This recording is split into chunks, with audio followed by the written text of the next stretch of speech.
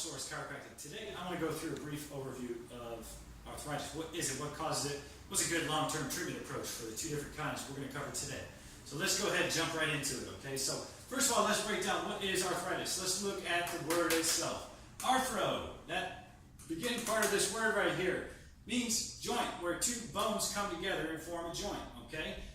The suffix ITIC or ITIS stands for inflammation. So this is referring to inflammation within a joint, okay? So let's look at a normal joint here.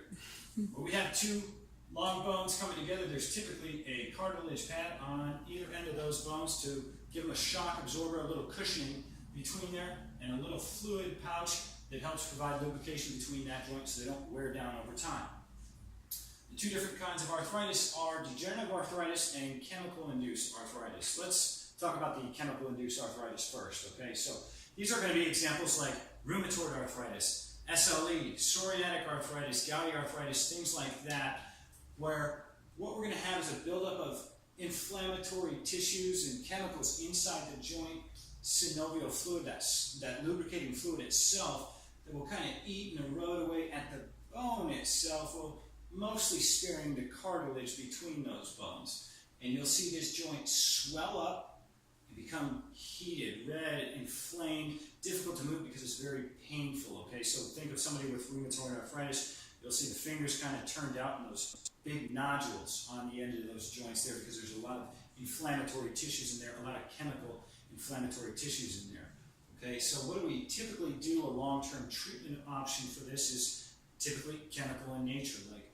long-term non-steroidal anti-inflammatory drugs like Tylenol, ibuprofen, Aleve, things like that, or prescription medications like Celebrex and that kind of stuff, a chemical-based solution for a chemical-based inflammatory response in the joints.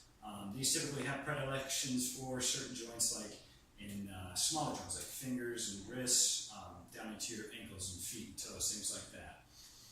The other type of arthritis is degenerative arthritis or overuse arthritis, and we see this in osteoarthritis, also known as degenerative joint disease, or it's in spine degenerative disc disease as well.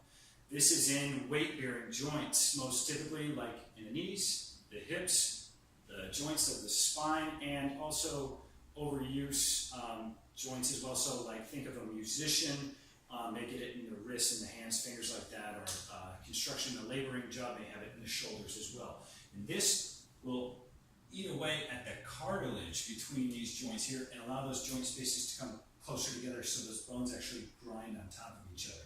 Typically not inflamed to the same degree as with a chemical-based arthritis, but there's still going to be some inflammation, loss of range of motion in there. Now these typically, in my opinion, respond best long-term to mechanical solutions as opposed to a chemical solution because they're not so much chemically induced in nature. So think of things like an inversion table for degenerative disc disease or spinal decompression, things like that, or aquatic water-based therapy to keep the joints moving without full weight bearing on that joint. Now also helping to strengthen the muscle around that joint to keep it supported and keep it going long-term. Now you can't supplement with non-steroidal anti-inflammatory drugs in the initial phases to keep the pain down and help work on that range of motion initially. And lastly, I just wanted to show you guys what degenerative joint disease looks like in the spine. So this is a normal picture here. And what we see is that disc is wide open. That's what we want to see. And these nerves have plenty of freedom to move through the body and innervate the tissues, muscles, all that stuff. When we see degenerative joint disease or degenerative disc disease, osteoarthritis in the spine, we see a collapse in that cartilage space, that disc space there, and that causes spurring in those joints that can pinch and cause radiating pain. If it's in the neck, you'll get numbness, tingling down in the hands and fingers. If it's in the lower back, you'll get that radiation down in the buttocks, legs, feet, toes, things like that. So that's where you can benefit from more movement-based approaches to treatment. And if you guys have any questions, please feel free to post them in the comments. Also, suggestions for future video topics, let us know. Tag, share with a friend, and you can call the office at any time. Our number is 822-1010, and we'll look forward to seeing you guys in the next video. Thank you.